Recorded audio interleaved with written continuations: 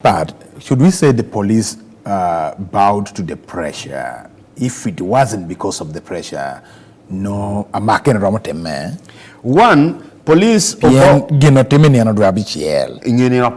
10 days, they've come and made the arrest. To me a chill, police bowing to the pressure more the political institution, religious institution, political pressure, and also the letter ma Bishop Mark Lord Uchola Guchoyo, Makaroki Wang O Heritage.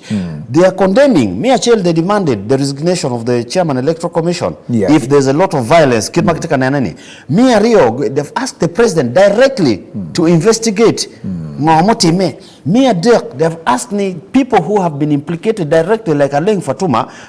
I participated, I mobilized to be arrested, and I want to tell you that arrest has been made. However, Jomatika na one luo TV be mero gonge ni mak inipeke maone ke mako jomo chero katimo Arranyi ni kichera meri operation opotoro kibolo opotoro ke mako meri dana ta tipo maraj kinoen Lubwolo chalo Fatuma gini iye one tika wachi ghetto president, the ghetto mother president. The one tika wachi, that is not enough. PM eniki magolotiano. Chua pangang maguberuka chui street maguberuku doni. Ene wano miroge.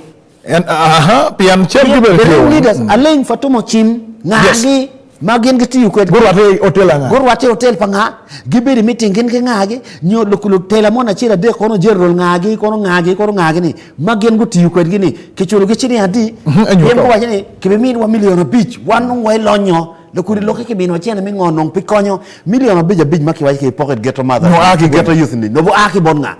That is what we want, not this popcorn arrest. Then for media display. You see, we have arrested. That is nonsense. And to Jomo Magichanyo, we done magic. Could dog Roboni. And Amira Nella data more American joy. Not even that. Wamiro Dirmo to be taken for questioning. Wamiro MPs Makiwajini, they are alleged to be part of it. They bring them for summoning because Parliament has a disciplinary unit.